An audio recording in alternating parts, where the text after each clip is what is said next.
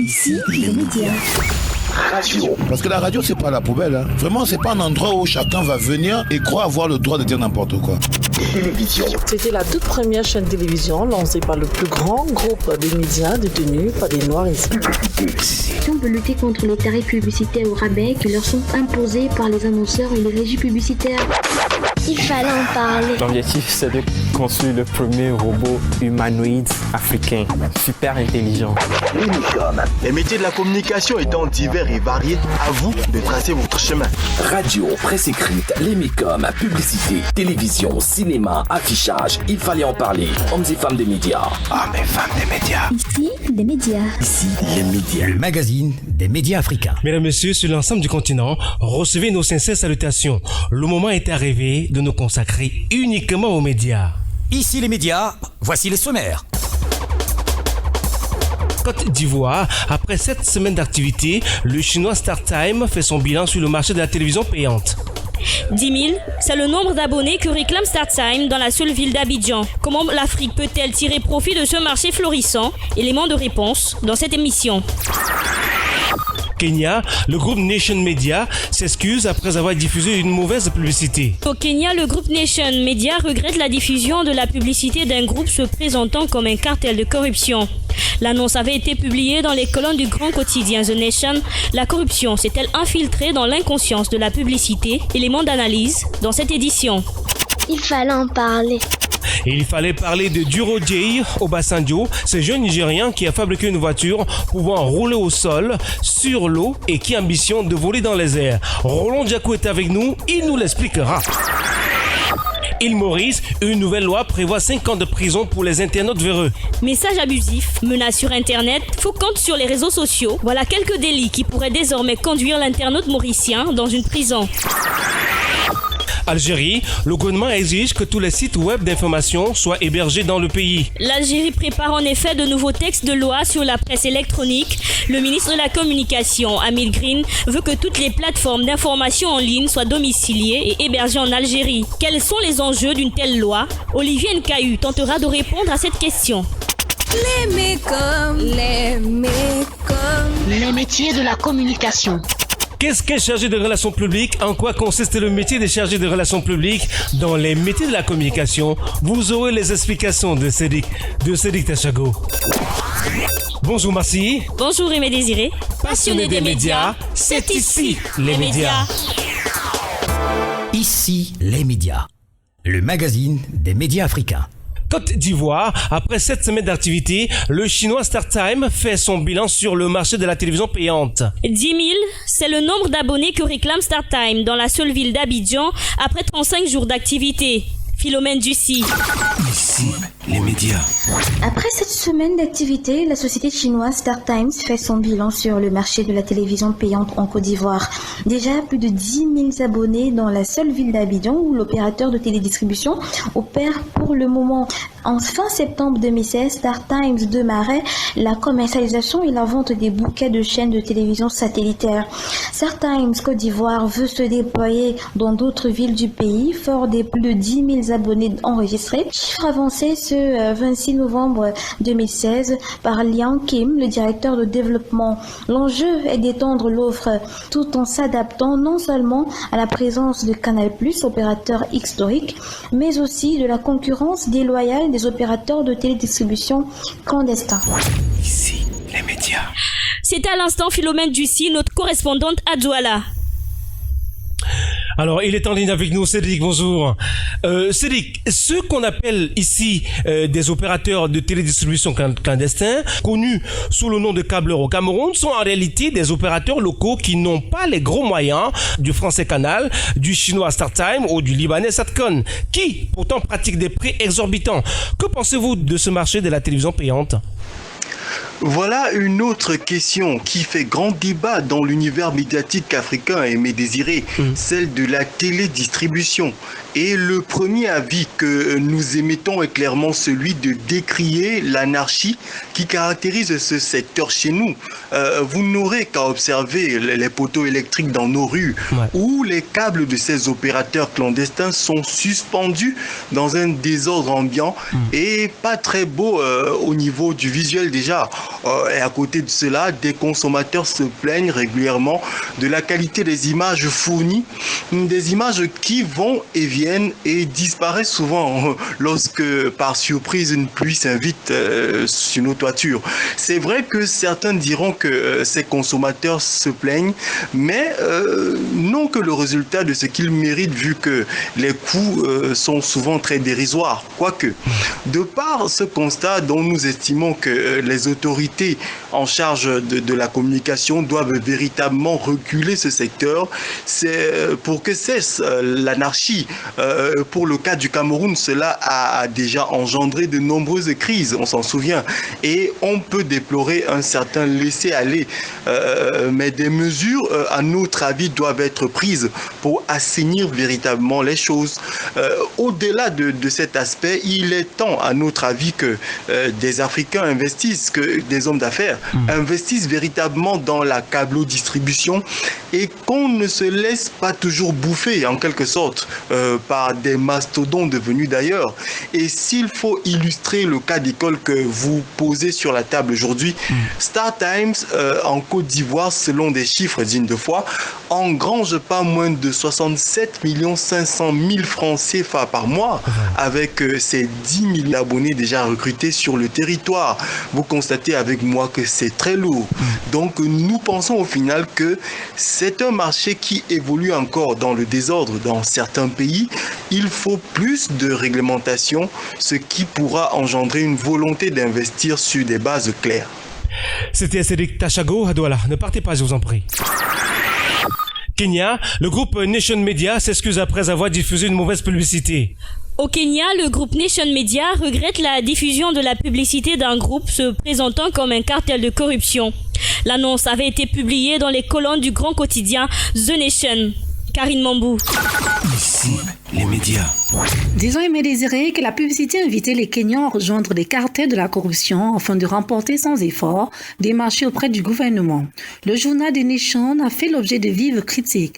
Sur les réseaux sociaux, plusieurs internautes s'interrogent sur la pertinence de cette publication au moment où le Kenya est secoué par des scandales de corruption au sein du gouvernement central et des gouvernements de comté.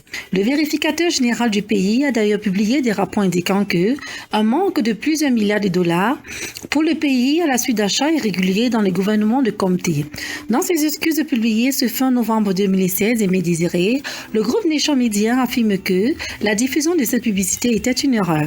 L'entreprise ajoute par ailleurs qu'elle reste attachée à sa mission de promotion des valeurs de la société et d'avoir un impact positif. Nous avons pris des mesures immédiates pour établir une liste noire et nous examinons nos procédures internes pour nous assurer que cette erreur ne se reproduise plus, a affirmé ainsi le groupe Nation Media. Karine Mambou depuis Johannesburg, puis ici les médias. Ici, les médias. C'était Karine Mambou, notre correspondante à Johannesburg. Alors, il est en lien avec nous, Ismaël, bonjour. Bonjour, Adoré. Ismaël Karim, vu dans les médias, quel regard portez-vous sur le niveau de corruption en Afrique ?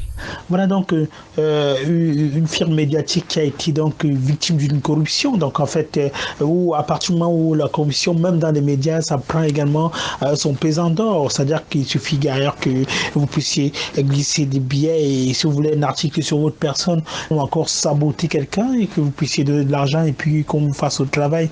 Donc c'est compliqué. Donc à partir du moment où on donne l'importance à l'argent, s'il faut sortir de la corruption, il faut déjà cesser de donner la valeur à l'argent et consacrer son amour ou encore respecter ce qu'on fait comme métier. Je crois qu'à partir de ce moment-là, on peut barrer la voie à la corruption. D'ailleurs, je vous apprends rien, mais désirez, quand vous organisez un événement, vous verrez des journalistes vous dire au revoir au moins 10 fois parce qu'on attend quelque chose de vous. C'est compliqué. Donc l'homme du média devient d'ailleurs un corrompu, un éternel corrompu, et puis voilà, ça salit un petit peu des choses ou encore ça rend des choses un peu plus compliquées. Donc c'est un système qu'on peut bien quitter, mais il suffit d'aimer ce qu'on fait, il suffit donc de respecter ce qu'on fait, il suffit donc de respecter l'homme médiatique. Et d'ailleurs, même quand un journaliste est corrompu, il n'est plus crédible, d'ailleurs il n'est plus respecté. Donc le respect de l'argent a fait que de bonnes manières ont foutu le camp. Donc en fait on peut désormais d'ailleurs se faire acheter ou encore acheter une personne via de l'argent et puis ça devient compliqué. Voilà, merci Ismaël. C'était Ismaël Karim, notre correspondant à Paris, c'est en France. Il fallait en parler. Il fallait en parler. Il fallait parler de Durujei Obasanjo, ce jeune Nigérian qui a fabriqué une voiture pouvant rouler au sol sur l'eau et ambitionne de voler dans les airs. Roland Diakou.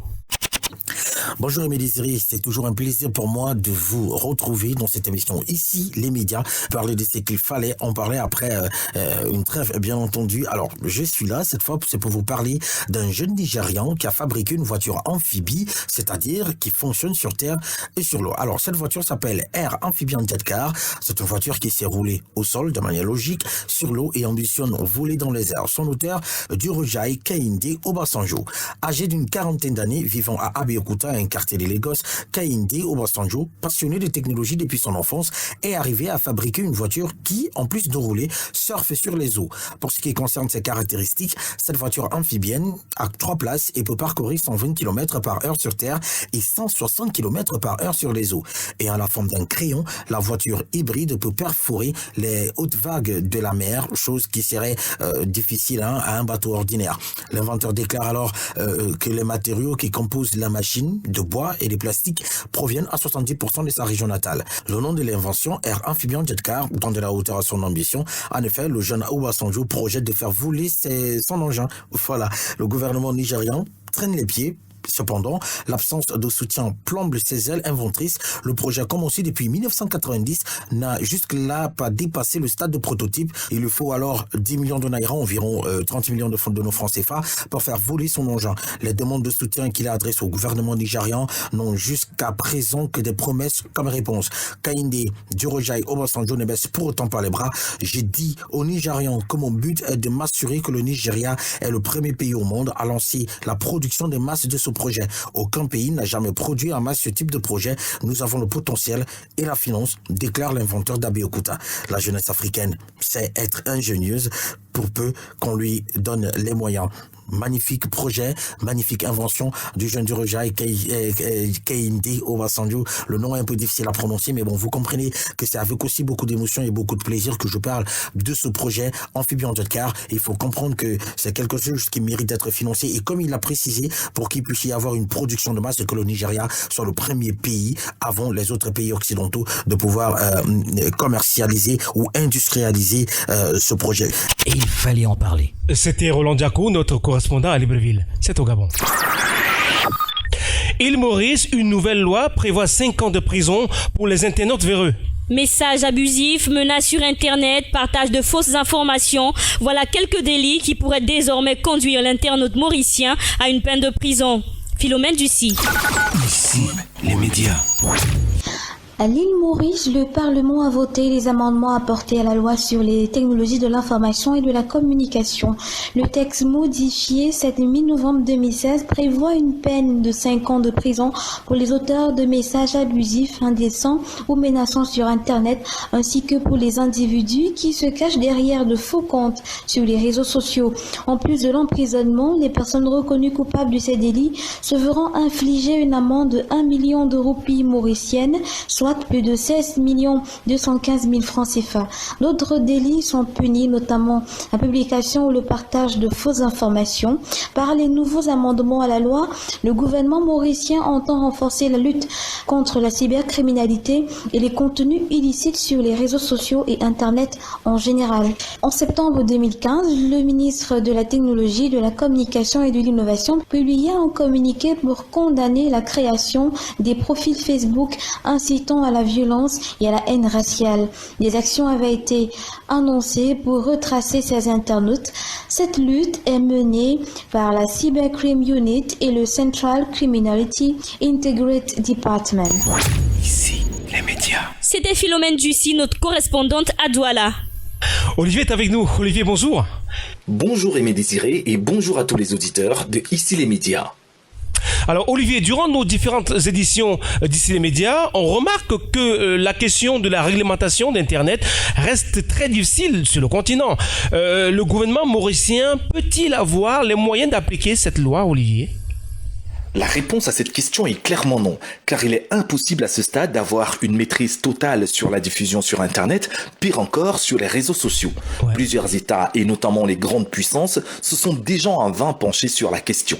Si on prend à titre d'exemple les grands réseaux sociaux comme Facebook, Twitter ou encore Instagram, on voit très bien qu'il est impossible de savoir qui sont réellement les véritables propriétaires des comptes et profils qu'on y trouve. Ouais. Les utilisateurs rentrent eux-mêmes les informations liées à leurs comptes et profils. Du coup, un individu peut à lui tout seul avoir autant de profils qu'il le souhaite et même usurper des identités s'il le veut. Ouais. Il peut ainsi diffuser toutes sortes d'informations et tromper à souhait toute personne le suivant ou abonné à son profil. La question est tellement sérieuse que les réseaux sociaux comme Facebook, Twitter ou encore Instagram ont mis en place la certification des comptes. Seul un compte certifié garantit l'identité de son utilisateur. Voilà. Et pour en avoir un, il faut apporter des garanties sur la véracité de son identité au réseau social qui certifie ainsi le compte. Le souhait pour limiter au minimum les faux profils et donc la diffusion de fausses informations serait la généralisation de la certification des comptes. D'accord. Mais ceci, tenez-vous tranquille, est encore un très très grand chantier. Ne partez pas Olivier, je vous en prie. Juste à côté Ismaël. Ismaël, dites-nous, pensez-vous que cette loi peut faire école en Afrique ? Il est déjà compliqué pour moi de croire à l'efficacité d'une telle loi lorsqu'on sait carrément que pas mal de distributeurs en Afrique, via des publicités, nous montrent qu'on a un Internet au débit à 5G. Pour être vrai, on peine d'ailleurs à dépasser les 3G. Déjà, contrôler ces personnes serait quelque peu difficile. Bon, pour la diaspora, on en voit pas mal de personnes d'ailleurs se cacher derrière les faux profils. Charmant, c'est des faux profils pour faire des guéguerres sur Internet, pour transmettre des messages menaçants, pour pouvoir faire des intimidations. Ça, on est fort pour ça, mais s'adresser directement ou ouvertement à son interlocuteur, dire des choses, même si à un moment donné, ces choses semblent être un peu plus fâcheuses, reste un petit peu une étape extrêmement difficile. Donc pour moi, je ne pense pas que l'Afrique a les moyens de se payer ces luxes-là. Et même si cela peut faire école en Afrique, je crois qu'en réalité, la petite viendra donc en mangeant. Ce sera peut-être pas aussi à l'immédiat. Voilà. Merci Ismaël. C'était Ismaël Karim, notre correspondant à Paris, c'est en France. Algérie, le gouvernement exige que tous les sites web d'information soient hébergés dans le pays. L'Algérie prépare de nouveaux textes sur la presse électronique. Le ministre de la Communication, Hamid Green, veut que toutes les plateformes d'information en ligne soient domiciliées et hébergées en Algérie. Ici, les médias. Ici, les médias. Olivier, vous êtes resté en ligne avec nous. Quels sont les enjeux d'une telle exigence ?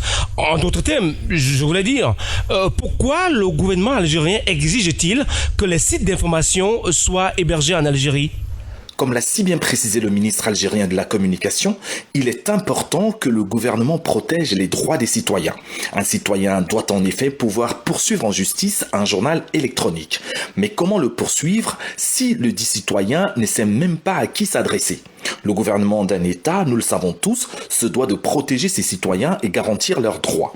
Or, il est impossible de poursuivre un journal électronique si on ne sait même pas où ce dernier est hébergé ou s'il est hébergé simplement à l'étranger. Ouais. Après, ne nous voilons pas la face, on voit très bien que le gouvernement algérien essaie de se protéger lui-même, car on sait que de manière générale, les articles de presse les plus virulents envers les États paraissent toujours via la presse électronique. Il est donc de bonne guerre qu'un État sache qui sont les individus derrière les articles de presse paraissant sur son territoire, car cela participe aussi de la gestion de l'ordre public.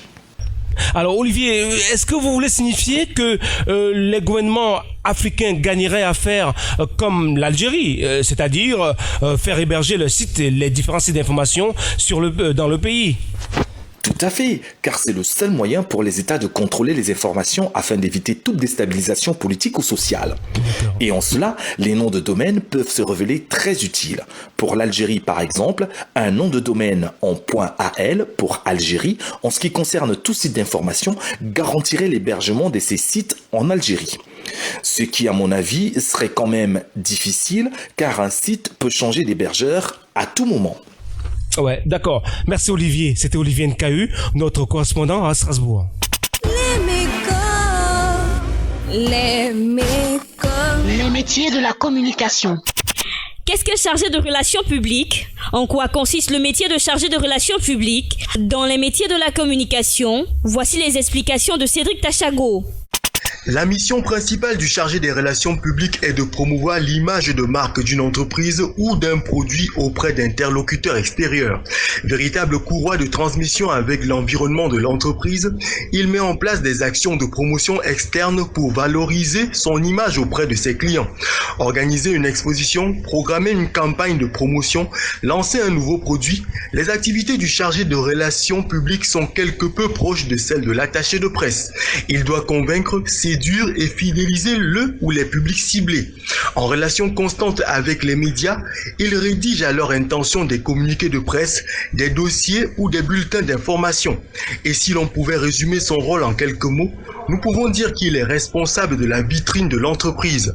En lien avec la direction de la communication, le chargé des relations publiques élabore la stratégie de communication de l'entreprise, cible les interlocuteurs à privilégier, conçoit les outils pour atteindre son but, tels les dossiers de presse, les visuels, les plaquettes, un site internet, etc. Il peut également monter des partenariats ou des événements à visée promotionnelle.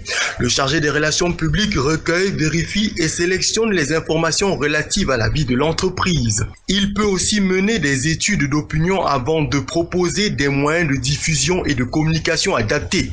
Expositions, congrès, conférences, colloques, foires, portes ouvertes, l'éventail est varié. Pour nourrir et affiner ses analyses, il a recours aux nouvelles techniques de communication telles Internet, les banques de données, les réseaux sociaux, etc. En termes de qualité requise, celui qu'on appelle encore chargé de relations extérieures doit avant tout témoigner d'une grande aisance relationnelle et rédactionnelle. Bien entendu, il doit posséder un bon sens de l'écoute et doit toujours être ouvert au dialogue. On attend de lui qu'il soit aussi diplomate et un peu psychologue sur les bords. Un grand sens de l'organisation, beaucoup d'inventivité, de dynamisme et l'amour des défis ne sont pas à négliger. Généralement intégré au sein du service communication d'une entreprise, ses principaux employeurs se trouvent dans le secteur des organismes publics, dans les entreprises industrielles et commerciales, dans les milieux politiques, mais surtout en agence de relations publiques et de conseil en communication. Pour exercer, il est hautement nécessaire d'avoir un bac+2 ou mieux un bac+5 obtenu dans les écoles de communication ou de commerce. Mais les employés n'hésiteront pas à étudier les profils des diplômés de lettres. Les doubles cursus sont aussi très appréciés. Ainsi, les métiers de la communication étant divers et variés, à vous de tracer votre chemin. Maintenant que vous savez en quoi consiste le métier de chargé de relations publiques, à vous de prendre la bonne décision pour une meilleure intégration dans le monde de la communication. Ici, les médias. Le magazine des médias africains. Passionnés des médias, vous avez écouté cette autre édition d'Ici les médias. Soyez-en remerciés. L'équipe au grand complet, producteur Adaprod, coproduction, Record FM Gabon. Nos correspondants, Roland Djakou à Libreville au Gabon, Philomène Dussi, Cédric Tachago à Douala au Cameroun, Olivier Nkayu à Strasbourg, Ismaël Karim à Paris en France, Karine Mambou à Johannesburg en Afrique du Sud. Retrouvez ce programme sur notre page Facebook, Ici les médias. Dans ce studio, elle, Marcy Bombard. Lui, Aimé Désiré. Passionné des médias, c'était ici, les médias. Prenons rendez-vous sur votre radio. Ici les médias. Production Adaprod.